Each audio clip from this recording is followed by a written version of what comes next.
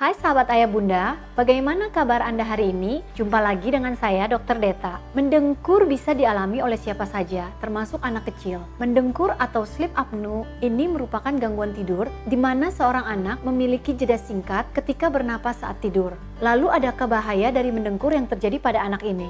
Sebelum membahas lebih lanjut, silakan subscribe dan aktifkan lonceng notifikasi agar tidak ketinggalan informasi kesehatan teraktual dari channel ini ya.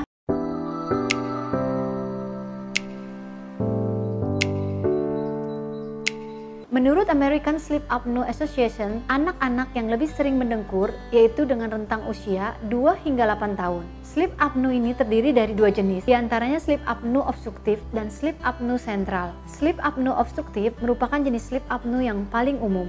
Hal ini disebabkan oleh adanya penyumbatan di belakang tenggorokan atau hidung. Sedangkan sleep apnea sentral ini terjadi ketika bagian otak yang bertanggung jawab untuk mengatur napas tidak berfungsi dengan baik, sehingga membuat napas anak menjadi terganggu saat tidur. Gejala dari sleep apnea pada anak seperti mendengkur keras, bernafas melalui mulut, batuk, hingga tersedak saat tidur. Sleep apnea yang cukup parah dan tidak ditangani secara cepat bisa menjadi penghambat pertumbuhan pada anak. Selain itu, sleep apnea ini juga bisa menimbulkan masalah jantung pada anak hingga meningkatkan resiko obesitas. Penyebab dari sleep apnea ini bermacam-macam. Antara orang dewasa dan anak juga berbeda penyebabnya. Jika penyebab sleep apnea obstruktif pada orang dewasa, yaitu obesitas, pada anak hal ini disebabkan oleh pembesaran amandel atau kelenjar gondok. Ada beberapa anak yang lebih rentan mengalami sleep apnea. Ini seperti anak yang memiliki riwayat sleep apnea, kelebihan berat badan atau obesitas, lahir dengan berat badan yang rendah atau prematur, hingga akibat kondisi medis tertentu, seperti mengidap cerebral palsy dan Down syndrome.